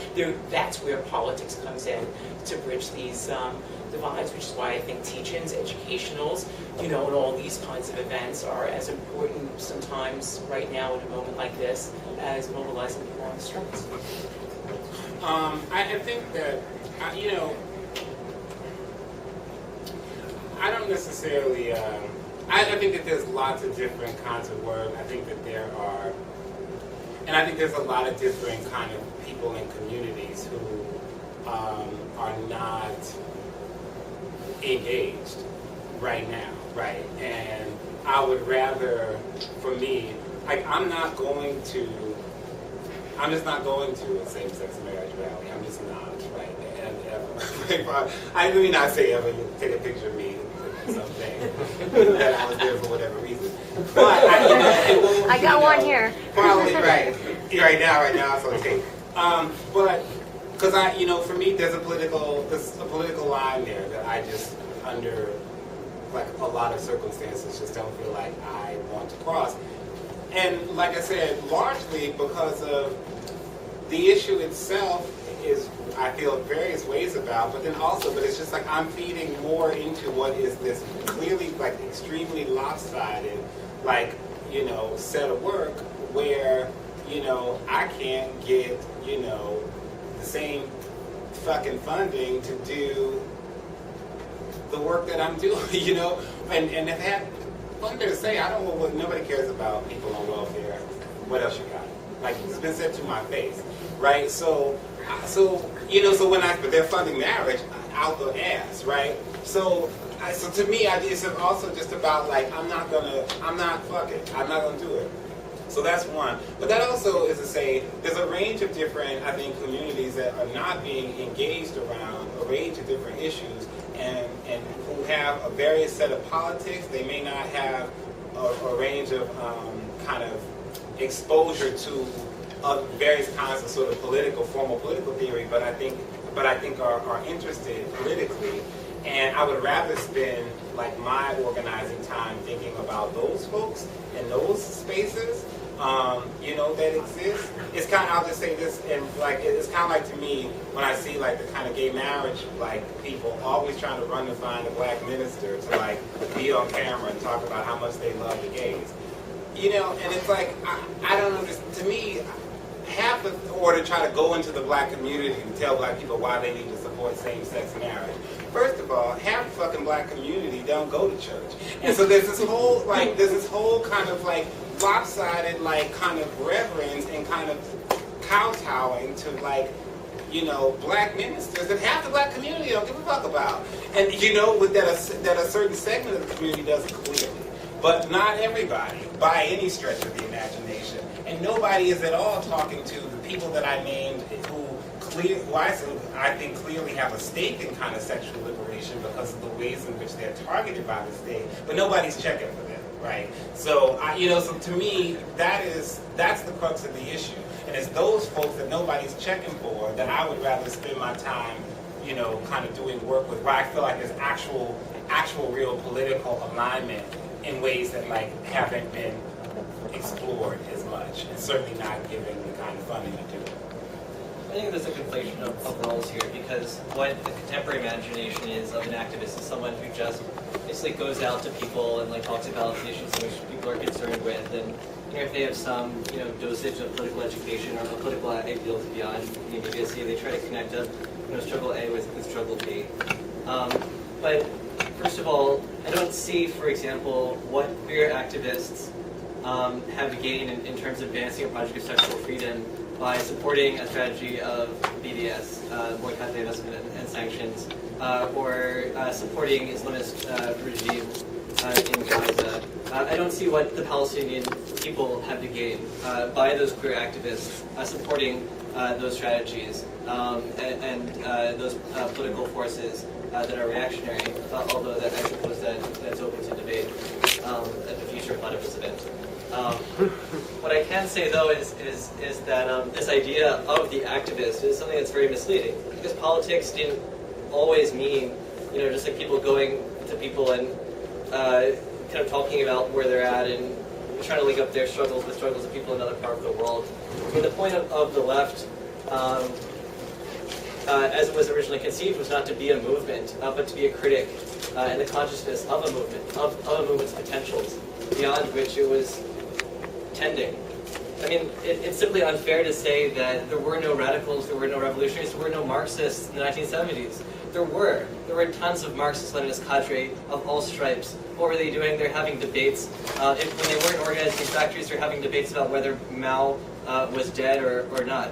I mean, the point is that you can't just let these radicals off the hook. My wager is that something that they were doing was wrong or misguided.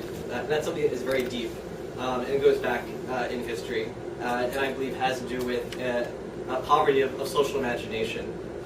What someone mentioned as utopian possibilities. I think we need to recover those utopian possibilities, and I think that talking in terms of sexuality is something that has long been deferred and, as a consequence, ceded to people whose idea of sexual liberation simply involves having sex and saying like dirty words in public.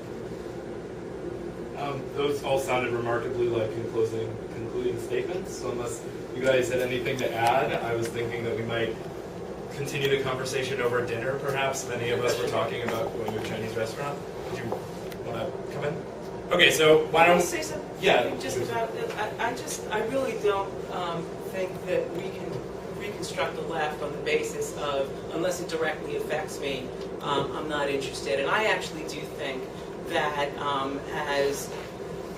as people living in this country, in an empire that is financing the wholesale destruction of the Palestinian people, we do have an interest and we do have a stake in solidarizing with Palestinians and solidarity activists who are fighting against apartheid Israel.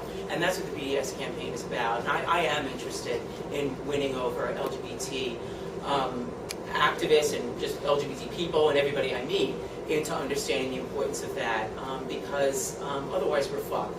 And I think in the same way that the anti-apartheid movement around South Africa in the 1980s radicalized me and a whole generation of people like me and had an impact, I mean, certainly the central actors were the black workers themselves in South Africa. The solidarity movement internationally was tremendous, and it was also tremendous in building,